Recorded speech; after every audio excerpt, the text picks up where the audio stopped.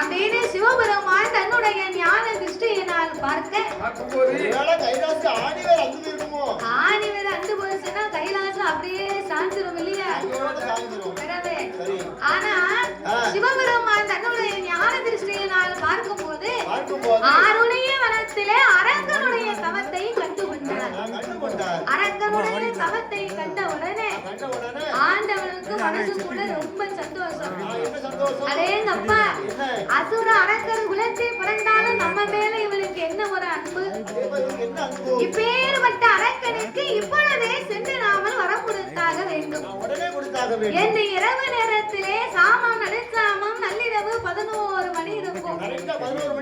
ஏவசாம நேர இலை குடுங்கார் சாமம் போல அந்த சாம நேரத்திலே ஆண்டவே வரம் கொடுக்கணும்னு புறப்பட்டு வருகின்றார்.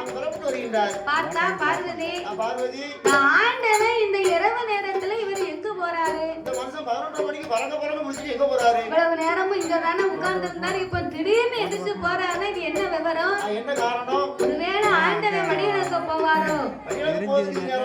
மடியிழக்க போனாலும் சூரியன் உதிக்க வேண்டும், சொக்கன் படி எடுக்க வேண்டும், ஆதித்தன் உதிக்க வேண்டும், அரணார் படி எடுக்க வேண்டும்.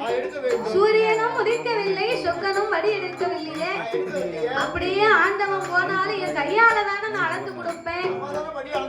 அப்ப இந்த ஆண்டவன் திடீர்னு சொல்லாம புறப்பட்டு போறாருன்னா எங்க போறாரோ என்று பார்வதி சந்தேகம் கொண்டு சிவபெருமானை அழைத்து, ஆண்டவா பரம்பொருளே, நான் இங்க இருக்க, நாதா நீங்கள் எங்கு செல்கின்றீர்கள்? சக்தி நான் இங்க இருக்க, சிவன் நமக்கு அந்த என்னையா வேலை?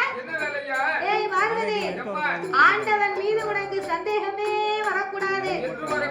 அதோ பார்த்தாயா, எட்டாத மலையிலே எமயகிரி வருவதத்திலே என்னை நினைத்து தவம் இருக்கும் அரக்கனுக்கு ஆண்டவே நான் போய் வரம் கொடுக்க போறேன்.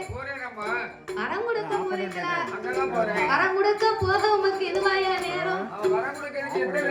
நீங்க காலையில போகலாம், மத்தியானம் போகலாம்.